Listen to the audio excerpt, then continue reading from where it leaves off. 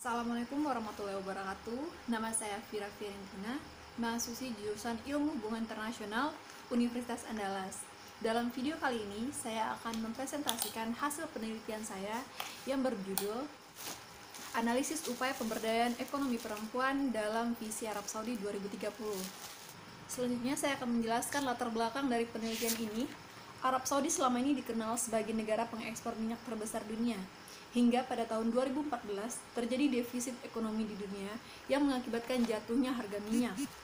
Hal ini mengancam kestabilan ekonomi Arab Saudi karena selama ini Arab Saudi bergantung terhadap sektor minyak hingga ke 70% ekonomi negaranya. Serta masih tingginya permasalahan tingkat pengangguran dari kalangan perempuan. Hingga pada April 2016, Putra Mahkota Arab Saudi, Muhammad bin Salman mengumumkan adanya Vision 2030 yang isinya mengandung target reformasi untuk melepaskan ketergantungan ekonomi Saudi dari minyak menuju sistem ekonomi yang lebih moderat. Vision 2030 menyerahkan derajat liberalisasi sosial untuk memungkinkan tumbuhnya industri hiburan dan pariwisata, serta dalam Vision 2030, Muhammad bin Salman menyatakan komitmennya untuk memberdayakan ekonomi perempuan agar lebih terlibat aktif dalam reformasi ekonomi Arab Saudi. Perubahan sikap pemerintah Arab Saudi terhadap peran perempuan dalam ekonomi menjadi angin segar bagi permasalahan gender yang ternyata tidak berdampak pada tingkat kesetaraan gender di negara tersebut. Selain masih menghadapi diskriminasi di dunia kerja, kenyataannya masih banyak peraturan-peraturan yang oleh dunia internasional dianggap masih membatasi gerak perempuan, terutama dalam sektor ekonomi. Sehingga dalam penelitian ini penting untuk dilakukan analisis yang lebih mendalam mengenai upaya pemberdayaan ekonomi perempuan dan pembentukan peluang kesetaraan antara laki-laki dan perempuan sebagai komitmen pemerintah Arab Saudi dalam Vision 2030. Adapun pertanyaan dari penelitian ini adalah bagaimana upaya pemberdayaan ekonomi perempuan dalam Visi Arab Saudi 2030? Selanjutnya, studi pustaka yang membantu penelitian ini adalah pertama, Issues and Challenges of Saudi Female Labor Force and the Role of Women in Vision 2030, sebuah artikel karya Sana Nasim and Karmini Druva. Selanjutnya adalah The New Role of Women in the New Saudi Arabian Economy, sebuah artikel karya Martin Hafgit. Selanjutnya itu sebuah artikel yang membantu penelitian ini untuk menemukan konsep dalam menganalisis visi ini adalah Women's Economic Empowerment and Entrepreneurship in Agriculture, A Case of Mashonaland, West Province in Zimbabwe, karya Evelyn Derera. Selanjutnya adalah Feminist Political Economy, sebuah artikel karya Sama Arby. Dan yang terakhir adalah Marxist and the Oppression of Women, sebuah artikel karya Marta E. Jimenez. Lanjut pada bagian kerangka konseptual, penelitian ini menggunakan konsep pemberdayaan ekonomi perempuan dari Evelyn Derera. Menurut Evelyn Derera, terdapat 4 komponen utama yang menentukan kualitas dari pemberdayaan ekonomi perempuan. Yang pertama yaitu access to resources atau akses terhadap sumber daya, yang ini berupa training, work option, and money.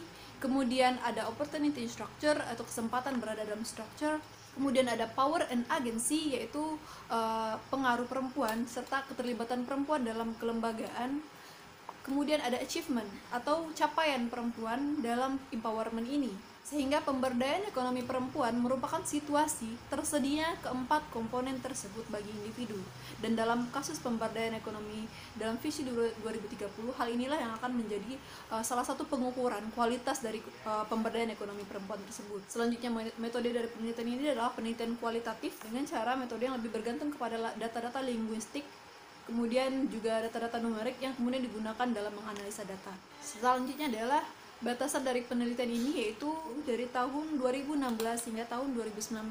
Baiklah, pembahasan dari bab kedua, yaitu mengenai Saudi Vision, pandangan global dan korelasinya dengan kehidupan perempuan Arab Saudi. Visi 2030 adalah sebuah visi yang diluncurkan oleh Muhammad bin Salman sebagai upaya untuk mengatasi krisis ekonomi yang terjadi di Arab Saudi akibat jatuhnya harga minyak. Muhammad bin Salman bertujuan untuk memodernisasi ekonomi Arab Saudi dan meningkatkan peluang terciptanya ekonomi dari sektor non-minyak, terutama dari sektor pariwisata dan hiburan. Nah, di sini Muhammad bin Salman meluncurkan sebuah program yang bernama National Transformation Program, sebuah program untuk mengubah arah kebijakan ekonomi Arab Saudi, serta untuk meningkatkan peluang bisnis di Arab Saudi dan untuk menarik para investor untuk meningkatkan ekonomi di Arab Saudi. Salah satu upaya dalam meningkatkan ekonomi sektor minyak ini adalah dengan menarik tenaga kerja perempuan dan keterlibatan perempuan dalam ekonomi Arab Saudi. Selanjutnya saya akan menjelaskan mengenai liberalisasi sosial dan peran perempuan. Maksudnya di sini adalah untuk mendukung upaya ini, Muhammad bin Salman melakukan langkah-langkah yang dapat dikatakan di luar kebiasaan dari pemerintah Arab Saudi maupun masyarakat Saudi. Langkah pertama yang dilakukan yaitu di tengah-tengah tradisi ini adalah dengan menghapuskan larangan menyetir bagi perempuan serta menghapuskan beberapa larangan bagi perempuan untuk bekerja.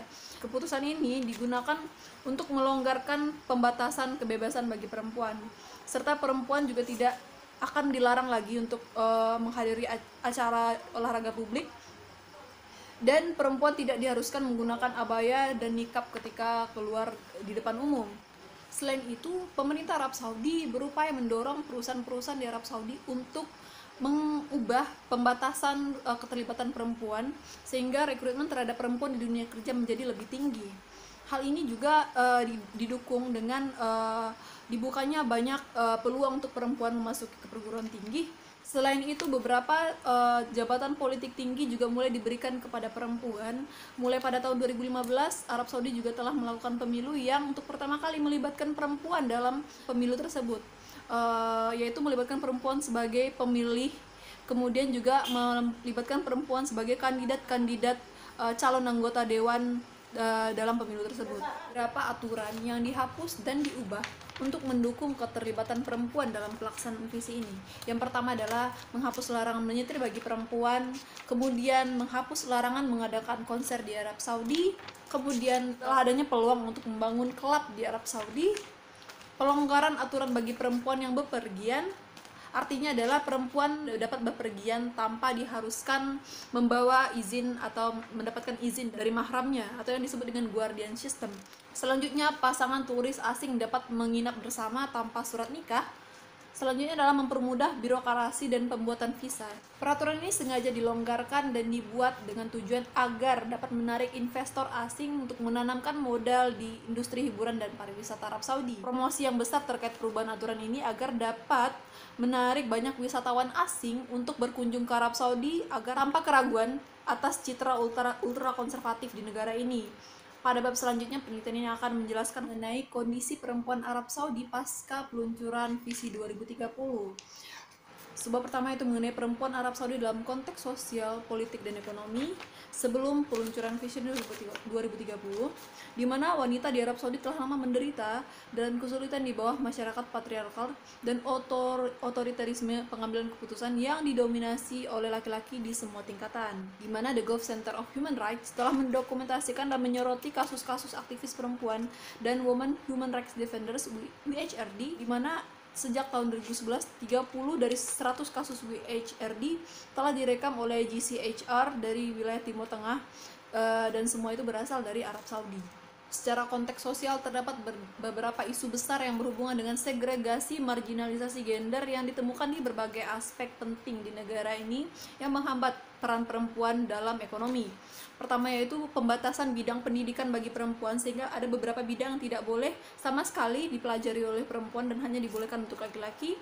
Kemudian larangan perempuan untuk membuka rekening bank dan mengelola keuangannya. Kemudian larangan bagi perempuan untuk berpergian, larangan bagi perempuan untuk menyetir, dan larangan untuk perempuan berpakaian sesuka hatinya. Artinya hanya ada satu dress code untuk perempuan, yaitu abaya.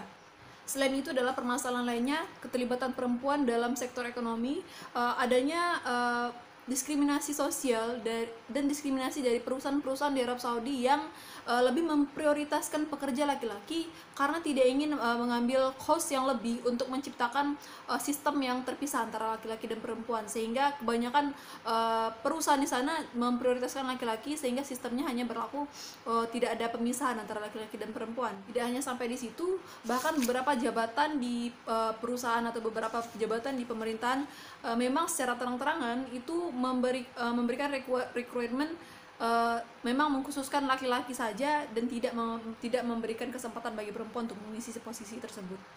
Kemudian setelah peluncuran Vision 2030, beberapa peraturan ini kemudian dirubah, seperti perempuan akhirnya boleh menyetir, perempuan telah boleh bekerja, perempuan dapat menggunakan pakaian yang muslim namun tidak hanya abaya saja, kemudian perempuan boleh masuk ke stadion, perempuan boleh masuk aktivitas olahraga di publik, perempuan boleh masuk ke sektor kerja, dan beberapa perusahaan telah diberikan peraturan untuk menerima perempuan sebagai pekerja di sana. Dalam 7 bulan pertama sudah di tahun 2017 lebih dari 500.000 wanita di Arab Saudi memasuki pasar tenaga kerja di sektor publik dan swasta. Selanjutnya yaitu saya akan menjelaskan mengenai permasalahan diskriminasi, marginalisasi, dan subordinasi perempuan Arab Saudi setelah Vision 2030. Dan di mana saya menemukan fakta bahwa berdasarkan data yang dirilis oleh Global Gender Gap Report 2016 hingga 2020 yang saya komparasikan, itu tidak menemukan adanya peningkatan signifikan atas status gender gap yang terjadi di Arab Saudi. Artinya adalah hambatan atau gender gap yang terjadi di negara tersebut tidak mengalami perubahan yang signifikan, di mana pada tahun 2016 rank Arab Saudi berada di rank 141, dan pada tahun 2020 Arab Saudi tetap berada di rank 146 di global gender gap tersebut. Yang terakhir, saya akan menjelaskan mengenai analisis upaya pemberdayaan ekonomi perempuan dalam visi Arab Saudi 2030, yang kemudian saya akan mencocokkan upaya-upaya ini dengan 4 indikator atau 4 komponen pemberdayaan perempuan untuk mengukur kualitas pemberdayaan ekonomi perempuan di Arab Saudi ini, di mana hasil temuannya yang akan saya bacakan yaitu pada indikator access to resources, sumber daya yang diterima oleh perempuan Arab Saudi. Secara material mereka masih dilarang untuk membuka dan mengelola rekening bank sendiri, dan dari segi non material akses mobilitas telah membaik semenjak pencabutan larangan mengemudi tahun 2018, namun polisi agama masih aktif menangkap perempuan yang bepergian tanpa izin suami, dan serta akses pendidikan masih dibatasi di bidang-bidang tertentu. Selanjutnya adalah opportunity structure. Dari indikator opportunity structure, partisipasi perempuan di dunia kerja dan di ekonomi meningkat hingga 30%. Perusahaan-perusahaan di Arab Saudi mulai terbuka untuk pekerja perempuan. Namun pada pemilu terakhir, perempuan telah diizinkan untuk mencalonkan diri menjadi kandidat Dewan Perwakilan. Namun kuota yang diberikan bagi kandidat perempuan masih sangat kecil, yaitu perempuan yang berhasil menduduki kursi dewan hanya sekitar 20 orang dari total 2.000 kursi, dan masih ada beberapa praktik diskriminasi terselubung berdasarkan penilaian pribadi, meskipun undang-undang perburuan tidak mendiskriminasi perempuan dan laki-laki. Dan pada indikator power and agency, perempuan pada akhirnya dapat berperan dan memberikan suara di politik pemerintahan, namun dengan presentasi yang sangat kecil dan dalam sistem oligarki Wahabisme. Suara dan pengaruh perempuan sangat kecil, hampir tidak berpengaruh, mengakibatkan situasi ini masih setengah-setengah dalam power and agency. Artinya perempuan telah berhasil masuk ke dalam struktur kelembagaan atau agensi, namun mereka tidak memiliki pengaruh atau power. Dan dalam segi aspirasi sosial di ranah publik, Arab Saudi masih memiliki catatan yang buruk dalam menghadapi para aktivis dan protestan hak perempuan, dengan banyaknya aktivis yang dipenjara tanpa kepastian pembebasan atau pengadilan. Sehingga untuk menghasilkan achievement, capaian perempuan Arab Saudi dalam konteks pemberdayaan ekonomi belum mencapai tahap prestasi, hingga belum memiliki pengaruh pemberdayaan sesama perempuan, khususnya secara ekonomi, karena masih hidup di bawah kontrol patriarkisme yang kuat. Artinya capaian perempuan masih berada dalam situasi mendapatkan sebagian hak yang selama ini tidak bisa mereka rasakan.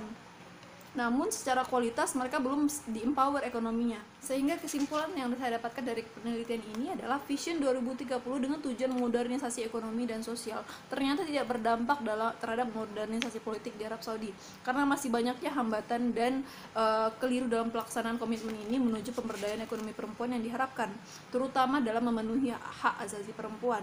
Karena dari segi 4 indikator pemberdayaan ekonomi ini masih ditemukan beberapa pelaksanaan yang secara kualitas belum memenuhi kualitas pemberdayaan, dan masih ada terjadi beberapa praktik diskriminasi dan praktik dominasi laki-laki dalam sistem. Sekian presentasi saya dalam video kali ini. Mohon maaf atas segala kekurangan dan segala kesalahan. Saya akhiri dengan wabillahi taufik hidayah. Assalamualaikum warahmatullahi wabarakatuh.